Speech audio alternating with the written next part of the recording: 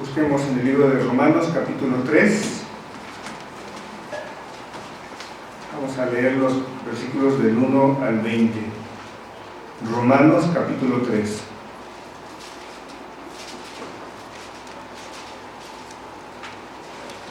Vamos a ponernos de pie para hacer esta lectura de forma alternada. Romanos, capítulo 3, versículos del 1 al 20. Dice así: ¿qué ventaja tiene pues el judío, o de qué aprovecha la circuncisión? Mucho, en todas maneras. Primero, ciertamente, que les ha sido dada la palabra de Dios.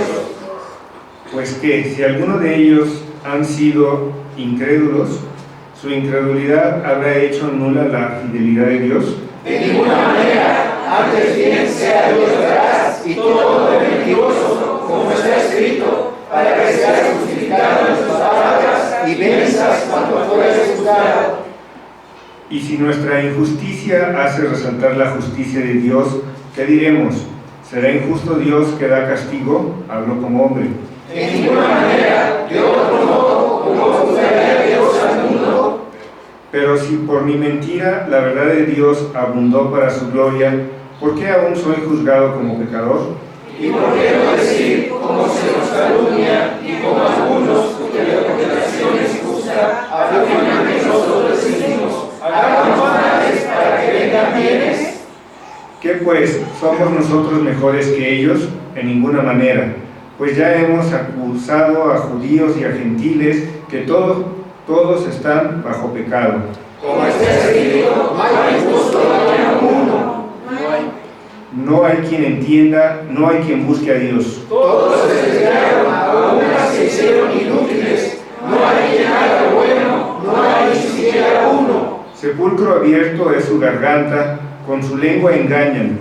Veneno de áspides hay debajo de sus labios. Su boca está llena de maldición y de amargura. Sus pies se apresuran para derramar sangre. Quebranto y desventura hay en sus caminos. Y no conocieron camino de paz. No hay temor de Dios delante de sus ojos. Pero sabemos que todo lo que la ley dice, lo dice a los que están bajo la ley, para que toda boca se cierre y todo el mundo quede bajo el juicio de Dios. Ya que por las obras de la ley ningún ser humano será justificado delante de él, porque por medio de la ley es el conocimiento del pecado. Amén. Vamos a buscar el himno 44, libro santo por Dios inspirado. Himno número 44. De la segunda parte del himnario, las Sagradas Escrituras, música y letra por Plutarco Arellano.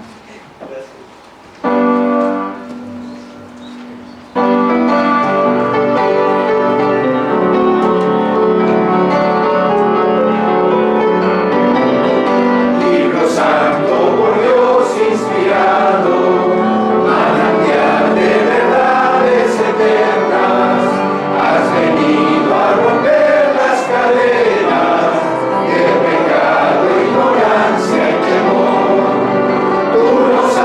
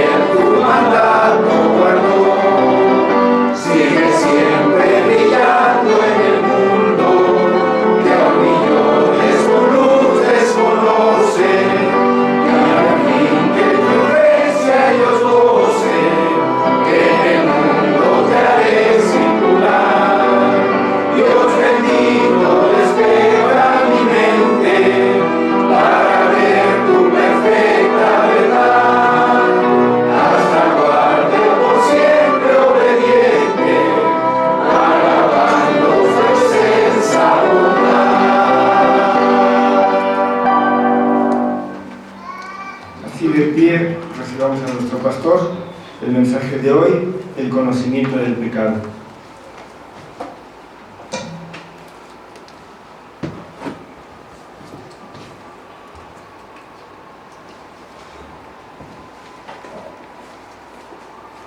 Abramos, hermanos, la escritura en el Salmo número 14, muy conocido, por cierto. Salmo número 14, y de este pasaje también haremos una lectura alternada hasta llegar al capítulo 7, el versículo 7, donde nos uniremos todos. Dice la palabra del Señor: dice el necio en su corazón, no hay Dios. Se han corrompido, hacen obras abominables, no hay quien haga el bien. Jehová miró desde los cielos sobre los hijos de los hombres, para ver si había algún entendido que buscara a Dios. Todos se desviaron, aún se han corrompido. No hay quien haga lo bueno, no hay ni siquiera uno. No tienen discernimiento todos los que hacen iniquidad, que devoran a mi pueblo como si comiesen pan, y a Jehová invocan. Ellos temblaron de espanto, porque Dios está con la congregación de los justos. Del consejo del pobre se han burlado, pero Jehová es su esperanza. Oh, que deseosa salga la salvación de Israel. Cuando Jehová hiciere volver a los cautivos de su pueblo, se gozará Jacob y se alegrará Israel. Amén. Oremos inclinando nuestros rostros. Señor, hemos leído tu palabra, y a la lectura de ella, Señor, también pedimos tú abras nuestro entendimiento, como hemos leído y cantado, Señor, previamente. Dios bendito, despeja mi mente para ver tu perfecta verdad. Señor, te suplicamos, nos des esta bendición. Abre nuestro corazón y sea cual terreno fértil que recibe la semilla de tu palabra y lleve en la vida de tus hijos fruto abundante, Señor, para tu gloria, para el extendimiento de tu reino. Te lo suplicamos, Señor, por nuestro Señor Jesucristo. Amén. Amén. Tomemos nuestros lugares, hermanos. Estamos agradecidos con el Señor por la bendición que nos da de concluir una semana con muchas labores, con muchas tareas, las cuales también han sido ordenadas por nuestro Dios. Hemos laborado en los diferentes ámbitos del reino de Dios, haciendo nuestras labores dirigidos por la palabra de Dios para el cumplimiento de su voluntad.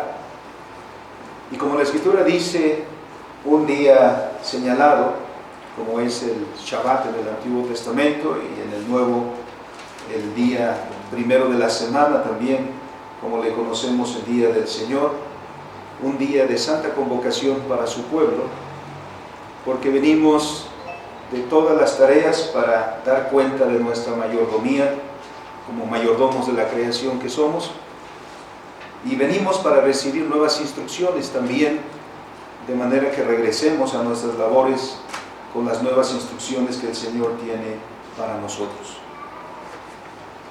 En la palabra del Señor, en la cual hemos estado meditando, hermanos, que es el libro del apóstol Pablo a los Romanos, con una instrucción muy preciosa para el cristiano, para toda la humanidad, por supuesto, pero de manera muy particular para los cristianos, para que entendamos precisamente nuestra relación con Dios, esa comunión de la cual disfrutamos solo por gracia de nuestro Señor Jesucristo. Hemos avanzado hasta el capítulo 3 y corresponde el día de hoy que abordemos los versículos 9 al 20. Quienes han seguido la lectura seguramente ya terminaron todo el libro de Romanos y ya regresaron en una segunda lectura, y esperando que nos familiaricemos lo más posible con esta epístola, de todas las epístolas del apóstol Pablo, quizá la más doctrinal, la más consistente en la enseñanza de la verdad cristiana. En los versículos anteriores, el capítulo 2 y la primera parte del capítulo 3, el apóstol Pablo se apartó un tanto de su argumento principal. Hizo esto con el propósito de tratar con la falsa confianza que tenían algunos judíos de esa comunidad de Roma, porque la iglesia en Roma tenía tanto judíos como gentiles,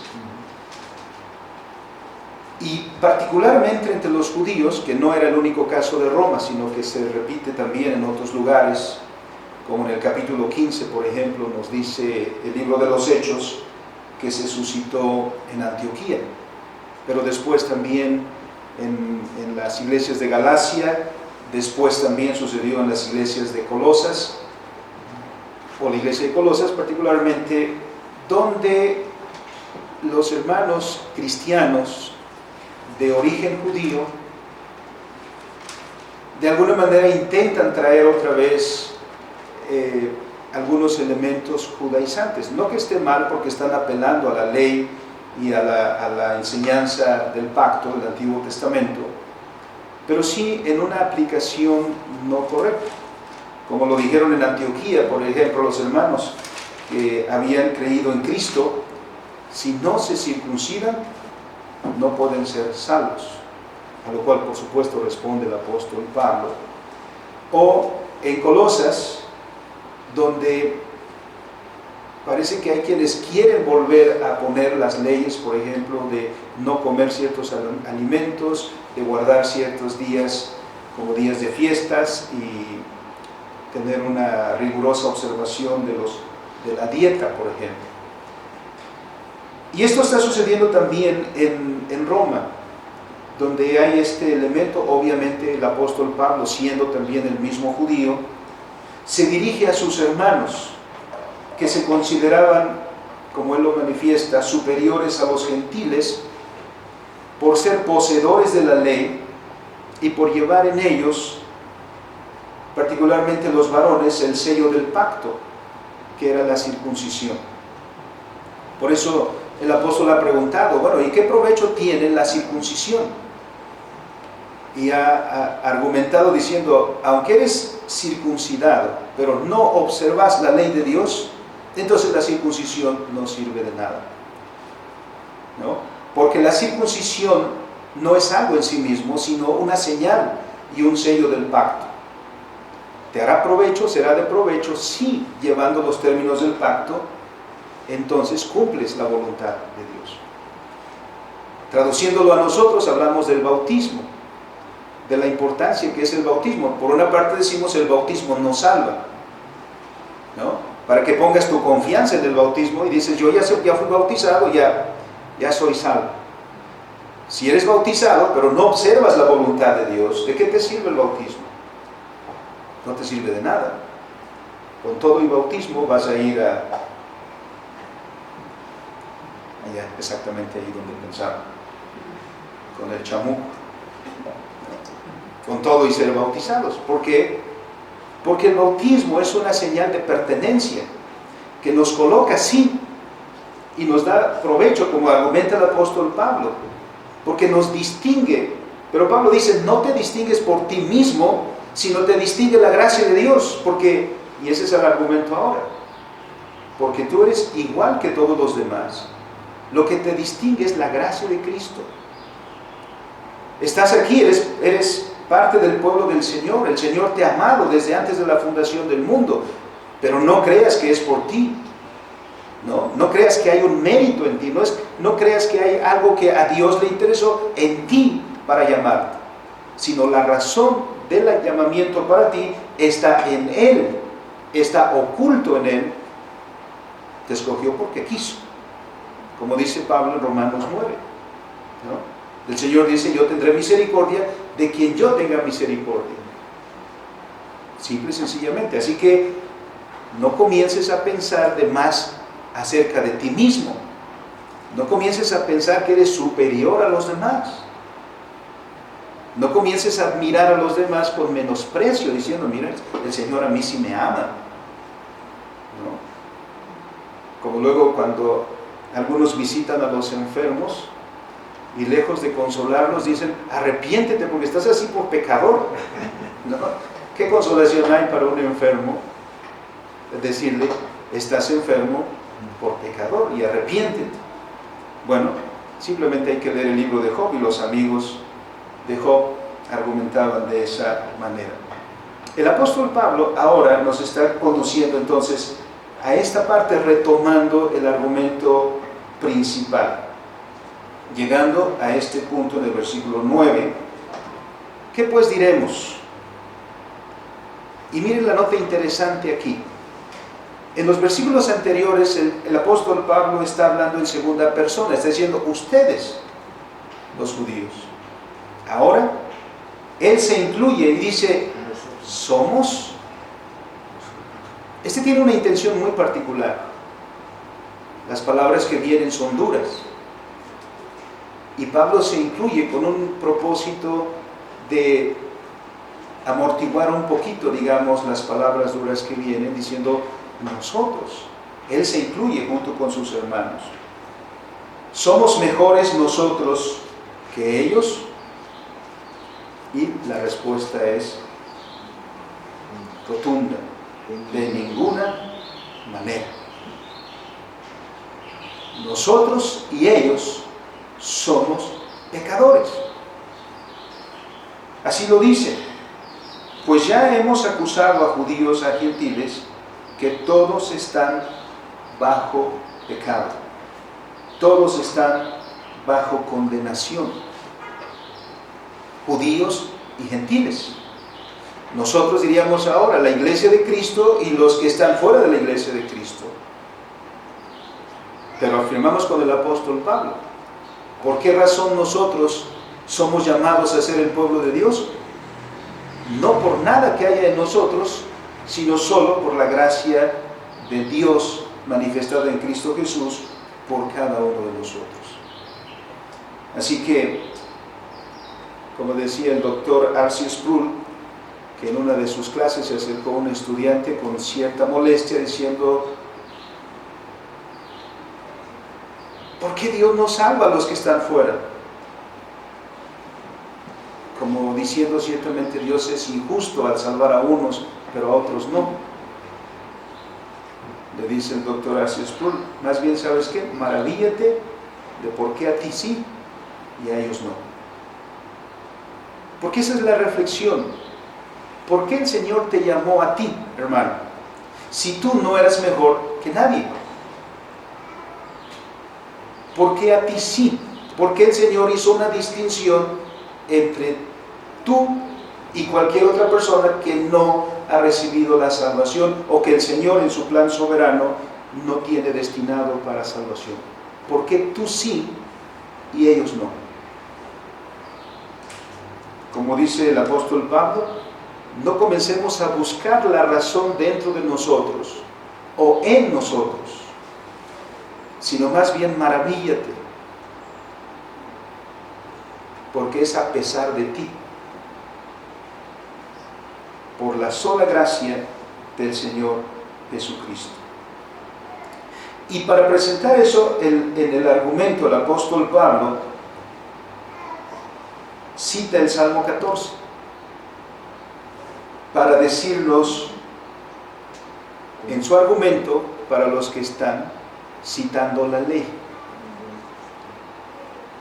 No es que el pecado está mal porque nos ofende a nosotros. Hoy en día, hermanos, las personas estamos más preocupadas por los que nos ofenden o por ofender a los demás.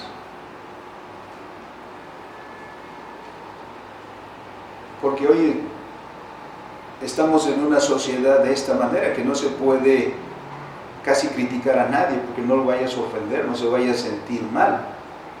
Hay que ser políticamente correctos. Y a la inversa, cualquier cosa, comentario que pueda hacer me ofende. Estamos más preocupados de eso Y nadie se preocupa si ofendemos a Dios. Estamos tratando de ser políticamente correctos, o eso es lo que se está enseñando, que nos olvidamos de Dios en nuestra vida cotidiana. Entonces la gente suele comenzar a llamar pecado aquello que le ofende. Pero el pecado no se determina por lo que es socialmente aceptable o no, por lo que nos puede ofender personalmente o no.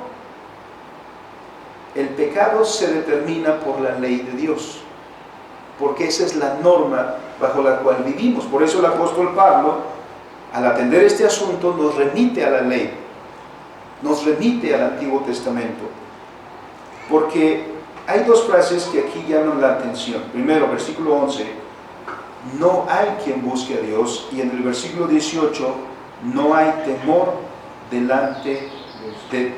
Dios delante de sus ojos. Estar bajo pecado, dice Juan Calvino en su comentario, significa lo mismo que ser condenado justamente por Dios como pecadores, o estar comprendidos bajo maldición por causa de los pecados. Pues como la justicia lleva consigo la absolución, así también la condenación es consecuencia del pecado. Y Pablo ha dicho, todos estamos bajo pecado. Y para eso entonces se requiere una norma. Y esa norma no somos nosotros, ni lo que es socialmente aceptable o no, sino la norma es la palabra de Dios, es la ley de nuestro Dios. Y este principio es importante, porque de ahí se derivan otras dos cosas. El ser humano existe en relación. No se puede hablar del ser humano en sí mismo, sino siempre que hablamos del ser humano vamos a hablar de él en relación a. Y hay tres relaciones fundamentales. Primero, en relación a Dios. Segundo, en relación a su prójimo. Y tercero, en relación a la creación. Los dos secundarios dependen del primero. Recuerden que Juan Calvino nos resume cuál es la suma de todo verdadero conocimiento.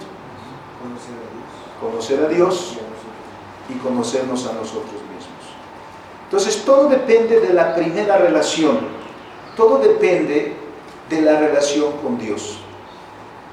Usted se pregunta, o escucha que sus vecinos se preguntan, ¿por qué las cosas están tan mal? ¿Por qué hay injusticia? ¿Por qué hay pobreza? ¿Por qué hay miseria? ¿Por qué hay violencia? Porque todo se queja, todo el mundo se queja porque sufrimos, pero no tienen la respuesta. Y la respuesta es que entre más se aleja el hombre de Dios, más miseria cosechará. Y al revés, entre más se acerca el hombre a Dios, más bendición tendrá. Porque este es el principio. Y dice el apóstol, no hay quien busque a Dios. No hay temor de Dios delante de sus ojos. Si quitamos a Dios de nuestra vida, si quitamos a Dios de nuestra ecuación, digamos, ¿qué concepción tenemos de nosotros mismos? Bueno, ahí está el humanismo, fruto de la Revolución Francesa, como una referencia, pero el humanismo también va mucho más atrás,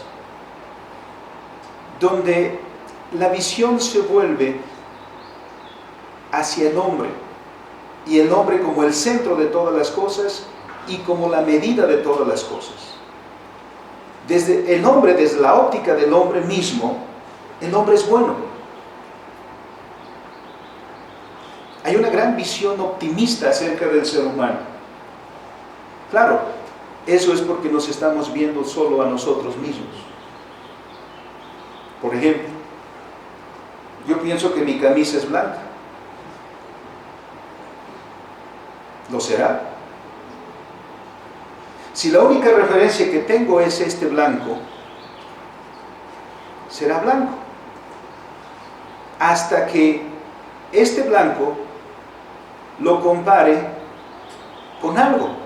Hasta que lo pueda comparar con alguien, con algo más blanco, podré saber qué tan blanco es. Mientras no, esto será blanco. Lo mismo sucede con la concepción que el hombre tenga de sí mismo. ¿Qué va a pensar el hombre de sí mismo? Va a ser muy optimista acerca de sí mismo cuando quita a Dios de la ecuación. Pero cuando se ve a sí mismo cara a cara delante de Dios, ¿qué es lo que hizo el profeta Isaías en el capítulo 6 de Isaías cuando se reveló la gloria de Dios a este hermano? ¿Se acuerdan? Cayó postrado. Inmediatamente cayó postrado y diciendo de sí mismo: ay de mí. Cuando se vea la gloria de Dios, cuando puede mirar esta manifestación de la gloria de Dios y luego mirarse a sí mismo, como dijera Job, no soy sino un gusano. Sí, entonces sí tengo una visión correcta de mí mismo, porque sé que solo cuando veo a Dios, que es 3 veces santo, entonces me puedo ver a mí y lo pecador que soy. El problema del hombre es haberse alejado de Dios. El problema del hombre es haberle dado la espalda a Dios. Ese es el problema del hombre. Porque al abandonar a Dios y esa comunión con su Creador, el hombre se vendió al pecado. Y a partir de eso, como dice Génesis 5, ¿qué es lo único que va a querer? Cuando Dios vio al hombre, y dice la Escritura, vio al hombre y lo único que estaba en su corazón era querer de continuo solamente el mal. ¿Ese era el hombre que Dios creó? El hombre que solo tiende al pecado, que solo tiende a la maldad. No. Por eso dice la Escritura que Dios se arrepintió de haberlo creado. Porque ese no era el hombre a quien Dios creó. Porque Dios creó al hombre para vivir en relación con Él. Esa relación no es opcional, esa relación es intrínseca a nuestro ser. Por eso, si no cultivamos esa relación con Dios, nuestro Creador, vamos a sustituir a ese Dios. ¿Y cuáles son los sustitutos?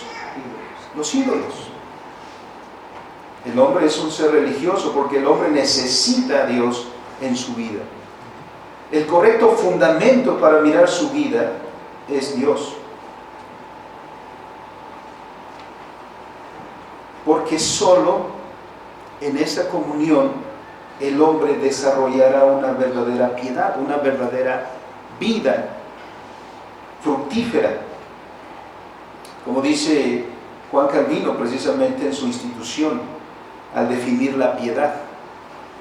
¿Qué es la piedad? Es una reverencia unida al amor de Dios. Eso es importante. Es reverencia unida al amor de Dios que el conocimiento de Dios produce. Porque mientras los hombres no tengan impreso en el corazón que deben a Dios todo cuanto son, que son alimentados con el cuidado paternal que de ellos tienen, que Él es el autor de todos los bienes, de suerte que ninguna cosa se debe buscar fuera de Él, nunca jamás de corazón con deseo de servirle se someterán a Él. Y más aún, si no colocan a Él en toda su felicidad, nunca de veras y con todo el corazón se acercarán a Él.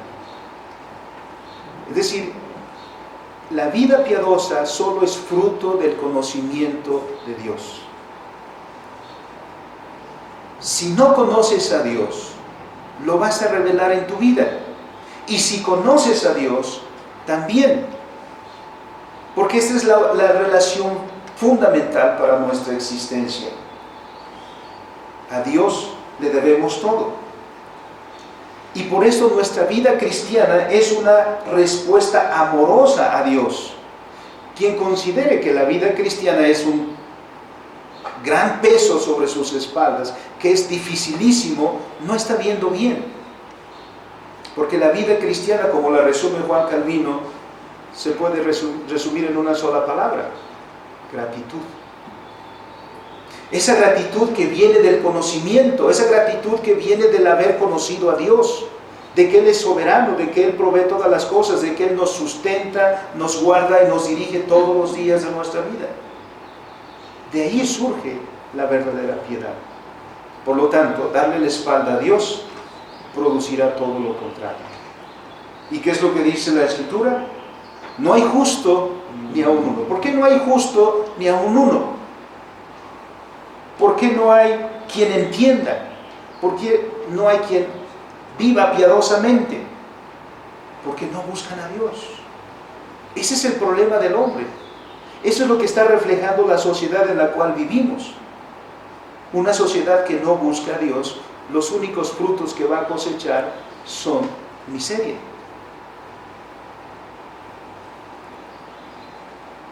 Todos se desviaron, aún se hicieron inútiles. No hay quien haga lo bueno, no hay ni siquiera uno. Sepulcro abierto es su garganta, con su lengua engañan, veneno de áspides hay debajo de sus labios. Su boca está llena de maldición y de amargura. Sus pies se apresuran para derramar sangre, quebranto y desventura hay en sus caminos, y no conocieron camino de paz. ¿Por qué todo eso? Porque dejaron a su Dios, porque abandonaron a su Creador. Y al abandonar a Dios, comienzan a tener una visión distorsionada de sí mismos. Y segundo, se distorsiona la relación entre el hombre y su prójimo. Dios vino a Caín y le preguntó por su hermano.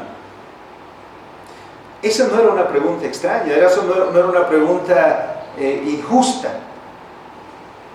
Era una pregunta correcta. Porque Dios creó a la humanidad de tal manera que vivimos en una comunidad. Dios hizo de la humanidad una comunidad en donde el hombre es responsable del hombre. Por eso el segundo mandamiento se resume, ¿quién se acuerda? Amarás a tu prójimo como a ti mismo. Es decir, Dios ha puesto un vínculo entre el hombre y sus semejantes. Así que no somos nosotros los que inventamos la idea de comunidad. Así que no somos nosotros que inventamos la comunidad porque nos conviene, como dice la teoría de la evolución, porque encontramos beneficios en ello. No, el fundamento de la comunidad está en Dios, porque Dios creó al hombre con este vínculo a sus semejantes. Ahora, si la primera relación del hombre con Dios se perdió, el resultado es que el hombre no va a poder ser guarda de su hermano. El que debería ser guarda de su hermano, a causa del pecado, ¿en qué se convierte? ¿A quién se le tiene más miedo? Un hermano una ocasión me platicaba su anécdota. En cierto lugar hubo una exposición. A alguien se le ocurrió poner allí en un zoológico, iban haciendo el tour. De repente llegaba a un stand donde decía el animal más peligroso del mundo, pero no estaba abierto, tenía una cortina, así que había que asomarse. Y bueno, todos somos curiosos, ¿no? Así que la gente iba ahí viendo todos los animalitos que estaban ahí, y de repente llegaba ahí un letrero, el animal más peligroso del mundo. Entonces venía la curiosidad. El asunto es que cuando uno se asomaba ahí, lo único que había era un espejo. ¿Quién es el más peligroso del mundo? Porque el hombre que no tiene el temor de Dios, que no busca a Dios, que no tiene a Dios en su vida, ¿qué idea de justicia tiene? Más que la suya propia. ¿Qué idea de verdad tiene? Ninguna, más que la suya propia. Por eso es que el hombre lucha contra la idea de Dios. ¿Por qué los movimientos actuales de la ideología de género y eso a quien atacan es más al cristianismo? Porque le está recordando de verdades absolutas. Lo que está diciendo Dios dice. Los principios normativos de nuestra vida no son mis deseos, no son mis anhelos. Eso nos gustaría, porque entonces puedo hacer lo que yo quiera. Pero la Escritura nos dice, no, la norma absoluta para tu vida es la ley de Dios. Y Dios es el Señor. Compareceremos delante de Dios. También Calvino dice, porque el conocimiento de Dios es un lazo soberano para producir la comunión entre nosotros.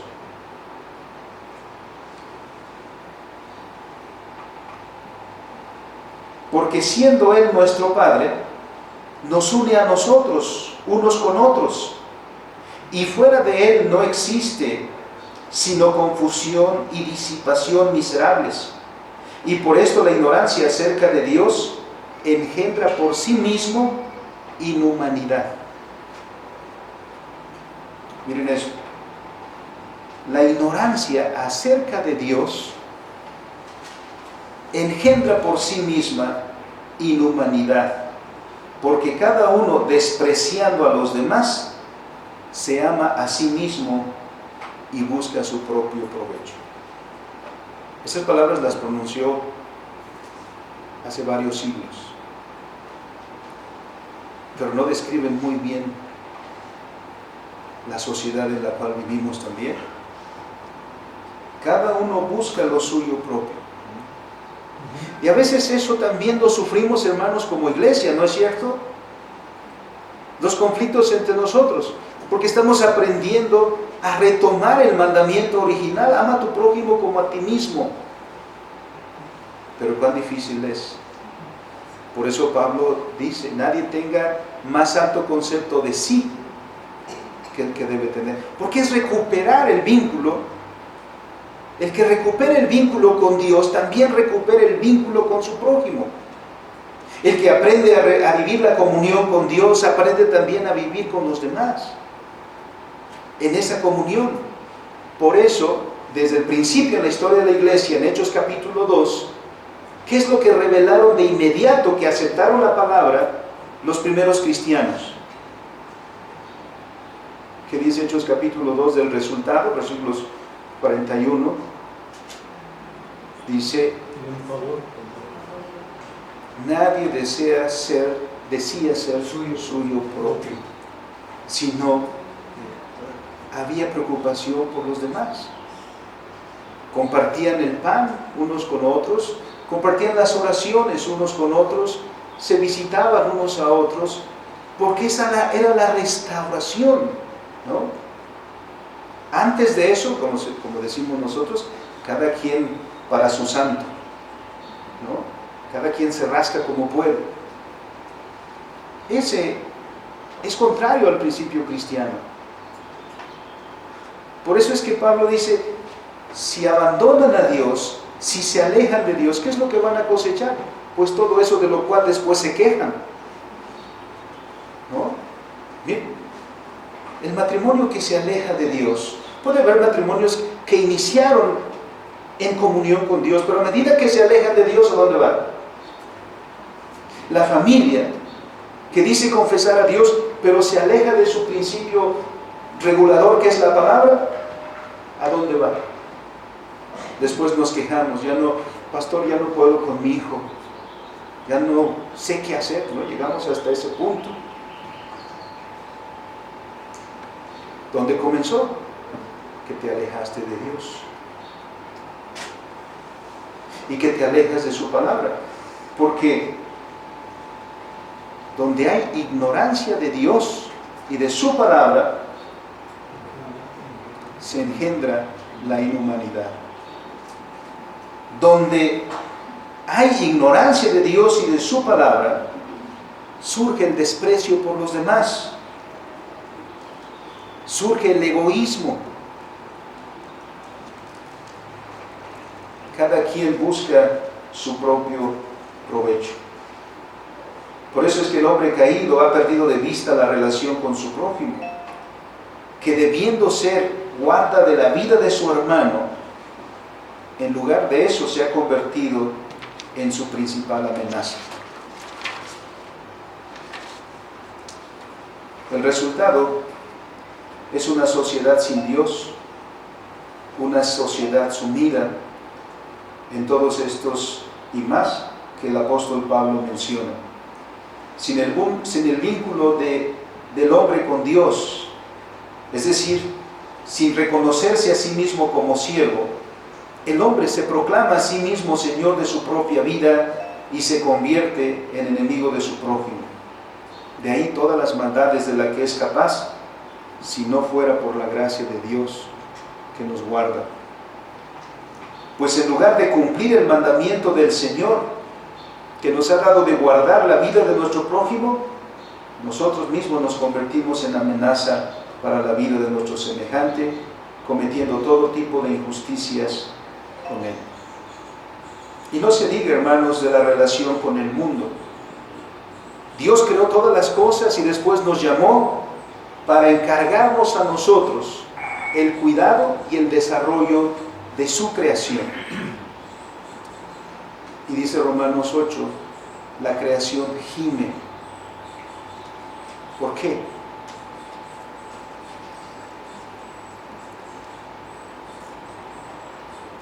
Me causa mucha nostalgia cada vez que paso por el lago de Pátzcuaro, porque yo lo conocí de niño. Y varias de las islas que componían, que estaban en este lago, ahora ya no lo son. Una isla a la que se llegaba por un puente, una carretera que hicieron ahí, ahora es parte de la ribera. Y hace poco he escuchado las noticias que estaban encontrando bombas en la ribera del lago, extrayendo el agua para los cultivos de aguacate. Sí.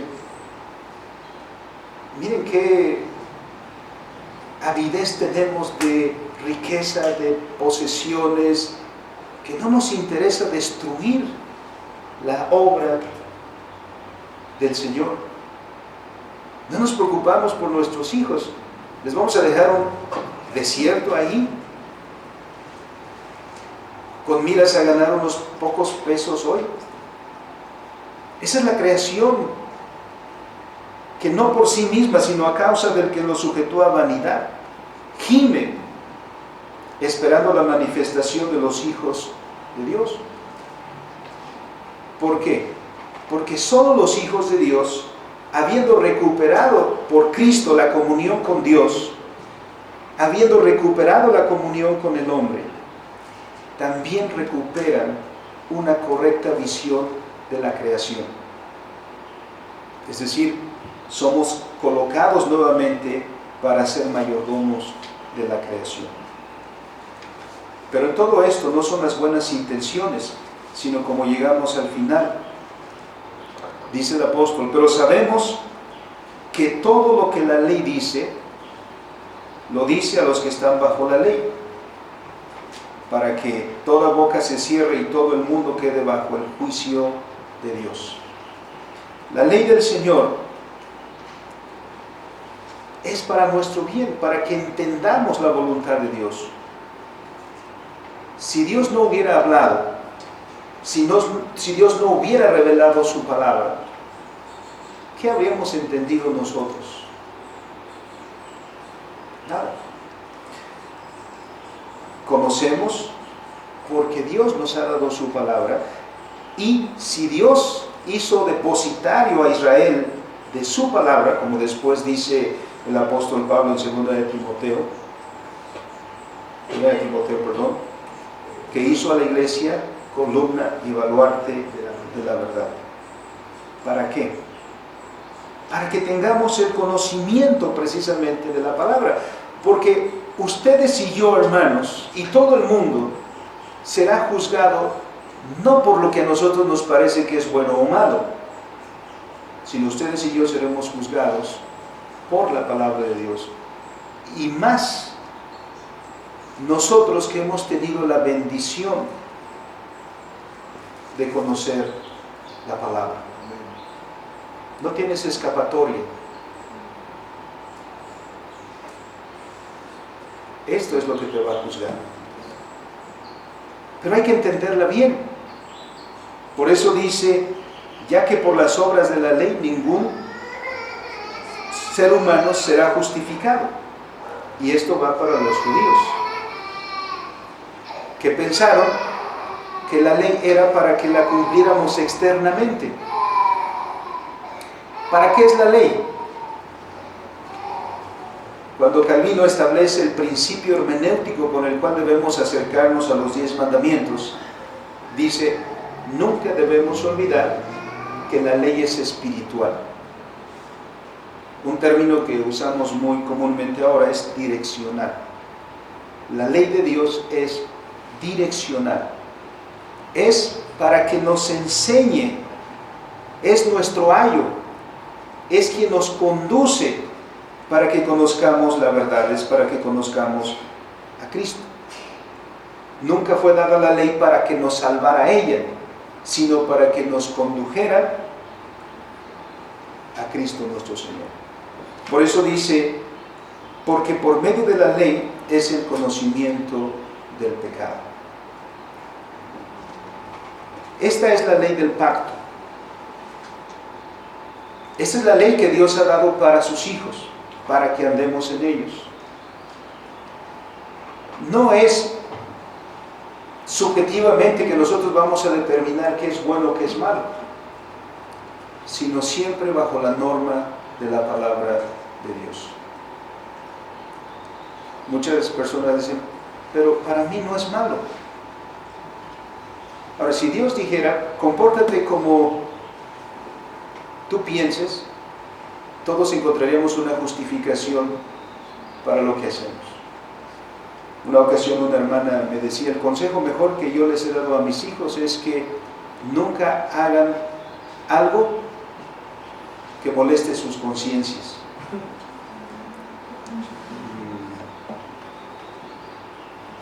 La norma de nuestra vida no es nuestra conciencia, porque la conciencia se educa.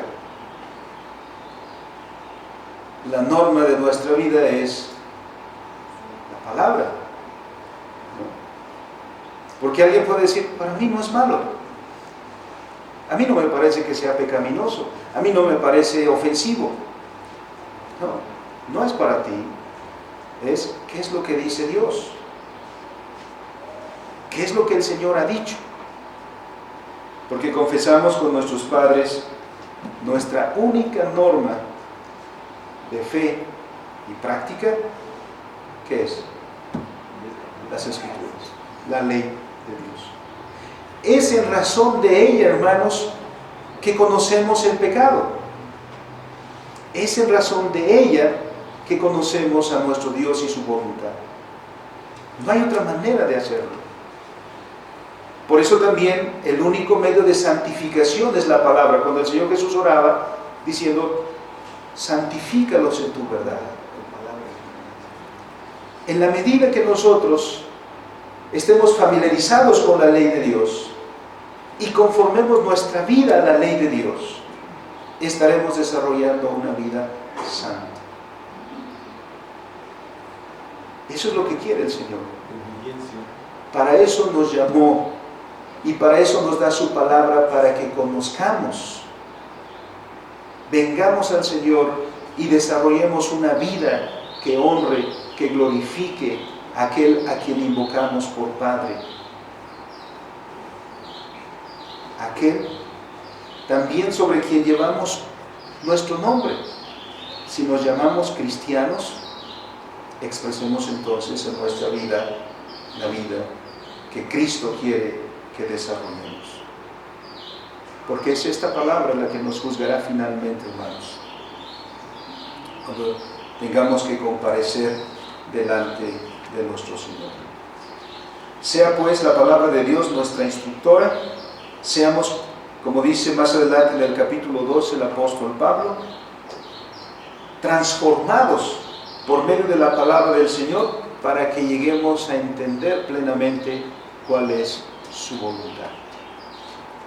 Así que en eso tenemos bendición, y por esto es que el cristiano es alguien que debe una y otra vez ir a las Escrituras, porque no hay otro medio de conocimiento de la voluntad de Dios, y donde nos conocemos bien a nosotros mismos, donde nuestro pecado es revelado, pero también donde la gracia de Dios nos es dada por nuestro Señor Jesucristo. Que el Señor los bendiga y los guarde, hermanos, y el Señor tenga a bien darnos el ser como Él quiere que seamos. Vamos a orar. Bendito y soberano Señor, te damos gracias porque, Señor, nos damos cuenta que si somos tu pueblo, si podemos llamarnos tus hijos, no es por nosotros. Por eso también podemos, Señor, caer postrados, porque la única razón, si buscamos una, está en ti, porque así te agradó. ¿Qué pues orgullo justifica eso? Al contrario, el ser entendidos en eso, Señor, debe producir en nosotros humildad. Pues como también dice el apóstol Juan, no es que nosotros te hayamos amado a ti, sino es que tú, Señor, nos amaste a nosotros. Y el que te amemos a ti es un resultado que ha venido también como don tuyo. Señor, conoces nuestras vidas, conoces nuestros pasos, conoces nuestro ser completo. Y Señor, llévanos para conocer plenamente tu voluntad. Porque como dicen nuestros libros de doctrina, particularmente la pregunta 14 del Catecismo Menor de Westminster, ¿qué es el pecado? Toda transgresión a la ley de Dios o la falta de conformidad a ella. De manera, Señor, que al aprender en tu palabra, aprendemos sobre tu voluntad en la cual debemos andar. Líbranos, Señor, de pecar, pero solo lo podremos hacer si tú estás con nosotros. Te lo rogamos, Padre, en el nombre de Cristo nuestro Señor. Amén. Amén.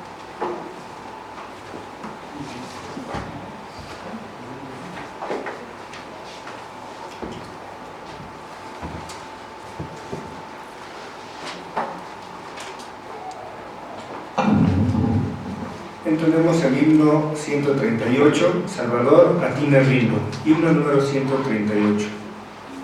De la séptima parte del himnario, Confesión, perdón y salvación, música por W. Widen, traducción por el hermano Salas.